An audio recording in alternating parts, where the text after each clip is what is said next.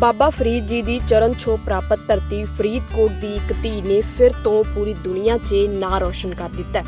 ਤੁਹਾਨੂੰ ਦੱਸ ਦਈਏ ਕਿ ਫਰੀਦਕੋਟ ਦੀ ਜੰਮਪਲ ਮਹਿਜ਼ 19 ਸਾਲ ਦੀ ਲੜਕੀ ਸਿਫਤ ਕੌਰ ਸਮਰਾ ਨੇ ਮੈਡੀਕਲ ਦੀ ਪੜ੍ਹਾਈ ਦੇ ਨਾਲ-ਨਾਲ ਜਾਰੀ ਰੱਖੀ ਖੇਡ ਸਦਕਾ ਅੱਜ ਆਪਣੇ ਪਰਿਵਾਰ, ਜ਼ਿਲ੍ਹਾ ਫਰੀਦਕੋਟ, ਪੰਜਾਬ ਅਤੇ ਭਾਰਤ ਦਾ ਨਾਮ ਹਾਲ ਹੀ 'ਚ ਜਰਮਨੀ ਵਿੱਚ ਹੋਏ ISSF ਜੂਨੀਅਰ ਵਿਸ਼ਵ ਕੱਪ ਰਾਈਫਲ, ਪਿਸਟਲ ਅਤੇ ਸ਼ਾਟਗਨ ਮੁਕਾਬਲਿਆਂ 'ਚ 2 ਸੋਨੇ, 2 ਚਾਂਦੀ ਅਤੇ 1 ਤਾਂਬੇ ਦਾ ਤਮਗਾ ਹਾਸਲ ਕਰ ਪੂਰੀ ਦੁਨੀਆ 'ਚ ਨਾਂ ਰੋਸ਼ਨ ਕਰ ਦਿੱਤਾ।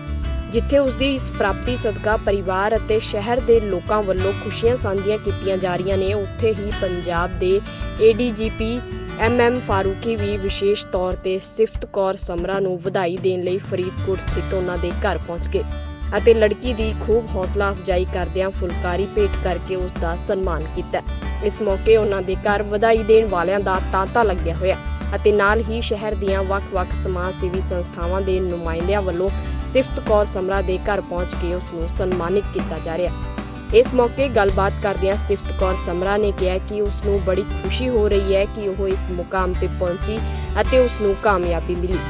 ਉਹਨਾਂ ਆਪਣੀ ਕਾਮਯਾਬੀ ਦਾ ਸਿਹਰਾ ਆਪਣੇ ਮਾਤਾ-ਪਿਤਾ ਅਤੇ ਕੋਚ ਦੇ ਸਿਰ ਬੰਨ੍ਹਦਿਆਂ ਕਿਹਾ ਕਿ ਫਰੀਦਕੋਟ ਦੇ ਵਿੱਚ ਇਸ ਖੇਡ ਸੰਬੰਧੀ ਕੋਈ ਵੀ ਨਾ ਤਾਂ ਅਕੈਡਮੀ ਹੈ, ਨਾ ਹੀ ਇਸ ਦੀ ਪ੍ਰੈਕਟਿਸ ਲਈ ਰੇਂਜ ਬਣੀ ਹੋਈ ਹੈ।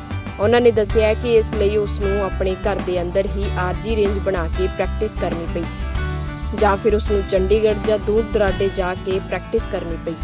ਉਹਨਾਂ ਨੇ ਕਿਹਾ ਕਿ ਸਰਕਾਰ ਨੂੰ ਚਾਹੀਦਾ ਹੈ ਕਿ ਪੰਜਾਬ 'ਚ ਚੰਗੀਆਂ ਸ਼ੂਟਿੰਗ ਰੇਂਜ ਬਣਾਈਆਂ ਜਾਣ ਤਾਂ ਜੋ ਸ਼ੂਟਿੰਗ ਨਾਲ ਜੁੜੇ ਖਿਡਾਰੀ ਵਧੀਆ ਪ੍ਰੈਕਟਿਸ ਕਰਕੇ ਮੈਡਲ ਜਿੱਤ ਸਕਣ।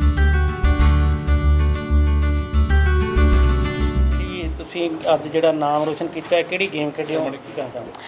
ਮੇਰਾ ਨਾਮ ਸਿਫਤ ਕੌਰ ਸਮਰਾ, ਫਰੀਦਕੋਟ ਦੀ ਰਹਿਣ ਵਾਲੀ ਹਾਂ ਤੇ ਮੈਂ 50 meter 3 position, prone, mix team ਤੇ ਟੀਮ ਦੇ ਵਿੱਚ 5 ਮੈਡਲ ਲੈ ਕੇ ਆਈ ਹਾਂ ਜੂਨੀਅਰ ਵਰਲਡ ਕੱਪ ਸੂਲ ਦੇ ਵਿੱਚ।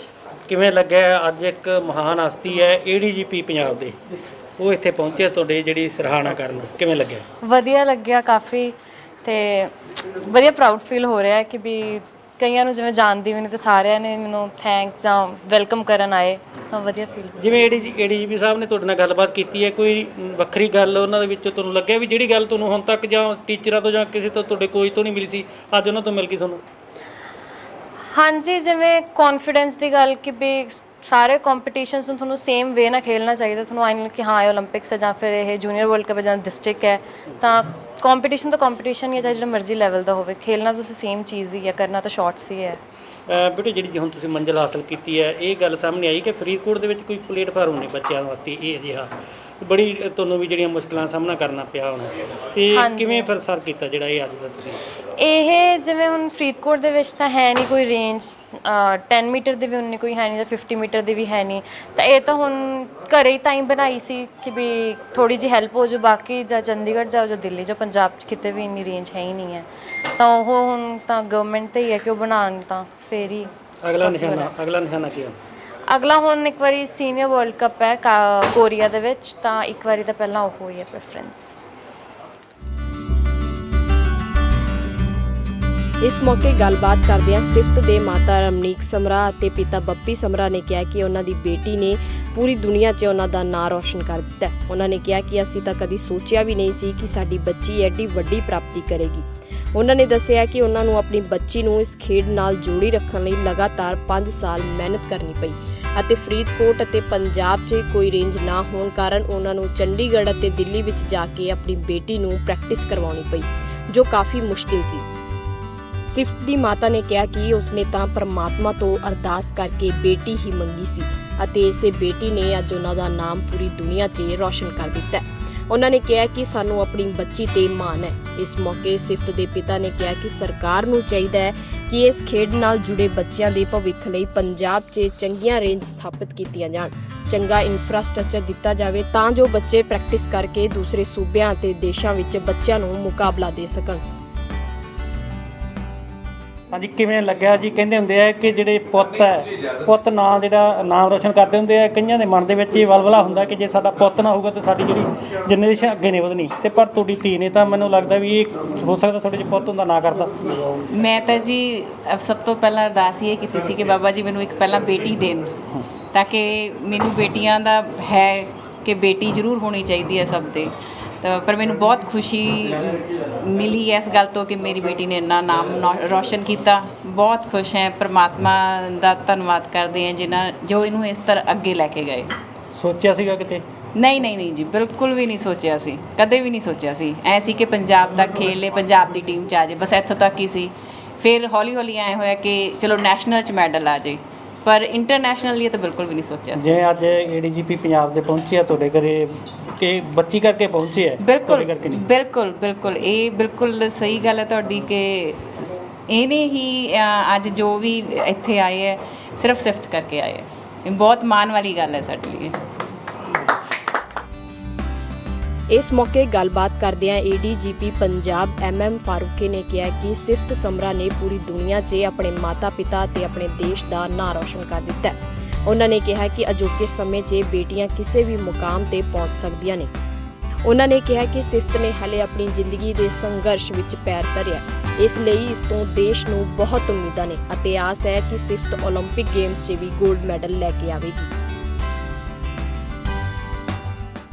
मेरी तो मशीन सवार नाल चलती है। ਸਰ ਅੱਜ ਆਪ ਫਰੀਦਕੋਟ ਮਿਲ ਰਹੇ ਸਰ, ਜੂਨੀਅਰ ਛੋਟੇ ਨੂੰ ਅੱਜ ਫਰੀਦਕੋਟ ਨੂੰ ਬੜਾ ਵੱਡਾ ਮਾਣ ਹਾਸਲ ਹੋਇਆ ਜੀ। ਇੱਕ ਬੇਟੀ ਨੇ ਜਿਹੜਾ ਪੂਰੇ ਫਰੀਦਕੋਟ ਦਾ ਨਾਮ ਜਿਹੜਾ ਦੁਨੀਆ ਦੇ ਵਿੱਚ ਪਹੁੰਚਾਤਾ ਜੀ।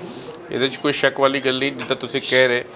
ਪਹਿਲੀ ਗੱਲ ਤਾਂ ਇਹ ਹੈਗੀ ਕਿ ਸਮਾਜ ਵਿੱਚ ਜਿਸ ਤਰੀਕੇ ਨਾਲ ਬੇਟੀਆਂ ਨੇ ਆਪਣੇ ਮਾਂ-ਬਾਪ ਦਾ, ਸਮਾਜ ਦਾ, ਮੁਲਕ ਦਾ ਨਾਮ ਰੌਸ਼ਨ ਕੀਤਾ ਹੋਇਆ, ਇਹ ਉਸ ਪਰੰਪਰਾਵਾਦੀ ਜਿਹੜੀ ਸੋਚ ਹੈ ਇਹਨੂੰ ਉਹਦੇ ਖਿਲਾਫ ਖੜੀ ਹੋ ਜਾਂਦੀ ਹੈ ਗੱਲ, ਜਿਹਦੇ ਵਿੱਚ ਲੋਕੀ ਕਹਿੰਦੇ ਸੀਗੇ ਕਿ ਬਈ ਜਿਹੜੇ ਮੁੰਡੇ ਨੇ ਉਹੀ ਮਤਲਬ ਚਾਹੀਦੇ ਹੁੰਦੇ ਨੇ। ਮੈਂ ਸਮਝਦਾ ਜਿਸ ਤਰੀਕੇ ਦੀ ਕਾਮਯਾਬੀਆਂ ਬੱਚੀਆਂ ਰਜਿਸਟਰ ਕਰ ਰਹੀਆਂ ਨੇ, ਹਰ ਇੱਕ ਨੂੰ ਆਗੇ ਆ ਕਰਕੇ ਇਸ ਵਾਲੇ ਪਾਸੇ ਅੱਗੇ ਆਪਣੇ ਪਰਿਵਾਰ ਨੂੰ ਵਧਾਉਣਾ ਚਾਹੀਦਾ ਹੈਗਾ। ਇਹ ਬੱਚੀਆਂ ਕਿਸੇ ਵੀ ਤਰੀਕੇ ਨਾਲ ਬੱਚਿਆਂ ਤੋਂ ਘੱਟ ਨਹੀਂ ਹੈਗੀਆਂ ਨੇ। ਤੇ ਮੈਂ ਮਹਿਸੂਸ ਕਰਦਾ ਹਾਂ ਕਿ ਫਰੀਦਕੋਟ ਦੇ ਹਿੱਸੇ ਜਿਹੜਾ ਇਹ ਗੌਰਵ ਆਇਆ ਹੈ, ਇਹ ਅੱਜ ਇਸ ਗੌਰਵ 'ਤੇ ਹੀ ਇਹ ਜਿਹੜਾ ਹੈਗਾ ਇਹਨੇ ਨਹੀਂ ਠਹਿਰਨਾ ਹੈ।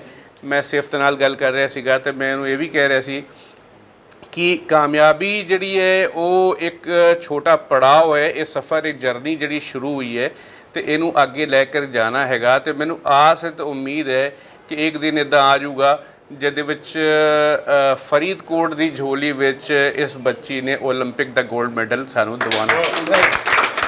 ਔਰ ਮੈਂ ਮੁਬਾਰਕਬਾਦ ਦੇਣਾ ਚਾਹੁੰਦਾ ਇਹਨਾਂ ਦੀ ਮਾਂ ਪਿਓ ਨੂੰ ਜਿਨ੍ਹਾਂ ਨੇ ਆਪਣੀ ਬੱਚੀ ਨੂੰ ਪੜ੍ਹਾਈ ਵੀ ਕਰਾਈ ਹੈ ਤੇ ਗੇਮਸ ਵਿੱਚ ਵੀ ਪ੍ਰਮੋਟ ਕੀਤਾ ਹੋਇਆ। ਜਿਸ ਤਰੀਕੇ ਨਾਲ ਇਹ ਬੱਚੀ MBBS ਫਸਟ ਈਅਰ 'ਚ ਹੈਗੀ ਤੇ ਇਸ ਤਰੀਕੇ ਨਾਲ ਇਹ ਸਾਬਿਤ ਹੁੰਦਾ ਹੈਗਾ ਕਿ ਜੇ ਅਗਰ ਡਿਸਪਲਿਨ ਹੋਵੇ ਤੇ ਦੋਨੋਂ ਐਸਪੈਕਟ ਆਫ ਲਾਈਫ ਜਿਹੜੇ ਨੇ ਉਹ ਬੈਲੈਂਸ ਕੀਤੇ ਜਾ ਸਕਦੇ ਨੇ। ਪੜ੍ਹਾਈ ਵੀ ਉਸੇ ਤਰੀਕੇ ਨਾਲ ਹੋ ਸਕਦੀ ਹੈ ਤੇ ਨਾਲ ਹੀ ਖੇਡ ਤੇ ਸਪੋਰਟਸ ਵੀ ਮੈਨੇਜ ਕੀਤੇ ਜਾ ਸਕਦੇ ਨੇ। ਇਹ ਬਹੁਤ ਵੱਡਾ ਸੱਚਾ ਐਗਜ਼ਾਮਪਲ ਤੁਹਾਡੇ ਸਾਹਮਣੇ ਹੈਗਾ। ਆਪਣੇ ਬੱਚਿਆਂ ਦੀ ਜ਼ਿੰਦਗੀ ਵਿੱਚ ਜੇ ਆਪਾਂ ਇਸ ਤਰੀਕੇ ਦੀ ਸਪੋਰਟਸ ਫੈਕਲਟੀਜ਼ ਨੂੰ ਡਿਵੈਲਪ ਕਰਦੇ ਹਾਂ ਤੇ ਉਹਨਾਂ ਦੀ ਜਿਹੜੀ ਪਰਸਨੈਲਿਟੀ ਡਿਵੈਲਪਮੈਂਟ ਹੈ ਉਹਦੇ ਵਿੱਚ ਓਵਰਆਲ ਕੰਟਰੀਬਿਊਟ ਕਰਦਾ ਹੈ। ਮੈਨੂੰ ਉਮੀਦ ਹੈਗੀ, ਆਸ ਹੈਗੀ ਕਿ ਸਿਰਫ ਦੀ ਇਸ ਕਾਮਯਾਬੀ ਨਾਲ ਬਾਕੀ ਹੋਰ ਪਰਿਵਾਰ, ਹੋਰ ਬੱਚੇ ਵੀ ਜਿਹੜੇ ਨੇ ਉਹ ਪ੍ਰੇਰਿਤ ਹੋ ਕਰਕੇ ਆਪਣੇ ਬੱਚਿਆਂ ਨੂੰ, ਆਪਣੀ ਬੱਚੀਆਂ ਨੂੰ ਖੇਡਣ ਵਾਲੇ ਪਾਸੇ ਲਾਉਣਗੇ ਤਾਂ ਕਿ ਆਉਣ ਵਾਲਾ ਸਮਾਂ ਜਿਹੜਾ ਹੈਗਾ ਇਸ ਕਾਮਯਾਬੀ ਤੇ ਹੀ ਨਾ ਰੁਕ ਕਰਕੇ ਹੋਰ ਬਹੁਤ ਸਾਰੇ ਬੱਚਿਆਂ ਦੇ ਹਿੱਸੇ 'ਚ ਕਾਮਯਾਬੀ ਆਵੇ। ਉਹ ਬੱਚੇ ਨਾ ਸਿਰਫ ਆਪਣੇ ਪਰਿਵਾਰ ਦਾ ਨਾਮ ਰੌਸ਼ਨ ਕਰਨ ਬਲਕਿ ਸਾਡੇ ਦੇਸ਼ ਦਾ ਵੀ ਨਾਮ ਰੌਸ਼ਨ ਕਰਨ। ਸਰ ਤੁਸੀਂ ਇੱਥੇ ਪਹੁੰਚੇ ਹੈ, ਤੁਸੀਂ ਗੱਲਬਾਤ ਕੀਤੀ ਹੈ, ਮਾਤਾ ਪਿਤਾ ਨਾਲ ਕੀਤੀ, ਬੱਚੀ ਨਾਲ ਕੀਤੀ ਹੈ, ਨਵਜੋਤ ਟੰਡੋਲੀ ਹੈ ਬੱਚੀ ਦਾ ਹੁਣ ਸੋਚ ਕੀ ਹੈ, ਆਉਣ ਵਾਲੇ ਸਮੇਂ 'ਚ ਕਿੱਥੋਂ ਤੱਕ ਪਹੁੰਚ ਸਕਦੀ ਹੈ? बच्चे दी वो इकबाल दा शेर है कि सितारों के आगे जहाँ और भी हैं अभी इश्क के इम्तिहान और भी हैं। तो जो जज्बा हैगा वो ये कह रहा हैगा कि कली जड़ा ये एक माइलस्टोन है तो इस माइलस्टोन ते जड़ा सफ़र जिथे मुकम्मल होना हैगा, ਜਦੋਂ ਇੱਥੇ ਸ਼ੁਰੂਆਤ ਕੀਤੀ ਹੈ ਤੇ ਹੁਣ ਰਸਤੇ 'ਚ ਕਿੰਨੇ ਹੋਰ ਮਾਈਲਸਟੋਨ ਆਉਣਗੇ ਇਹਦੀ ਗਿਣਤੀ ਨਹੀਂ ਕਰਨੀ ਹੈ। ਇਹ ਜਜ਼ਬਾ ਬੱਚੀ ਦੇ ਦਿਲ ਵਿੱਚ ਹੈਗਾ कि जब से मैं चला हूँ मेरी मंजिल पे नज़र है, जब से मैं चला हूँ मेरी मंजिल पे नज़र है, रास्ते में कभी मील का पत्थर नहीं देखा। तो जी इस जज्बे नाल जे आगे बढ़ते ने ते कामयाबी यकीनी है। ਲਿਵਿੰਗ ਇੰਡੀਆ ਨਿਊਜ਼ ਦੇ ਲਈ ਫਰੀਦਕੋਟ ਤੋਂ ਗੁਰਜੀਤ ਰੋਮਾਣਾ ਦੀ ਰਿਪੋਰਟ।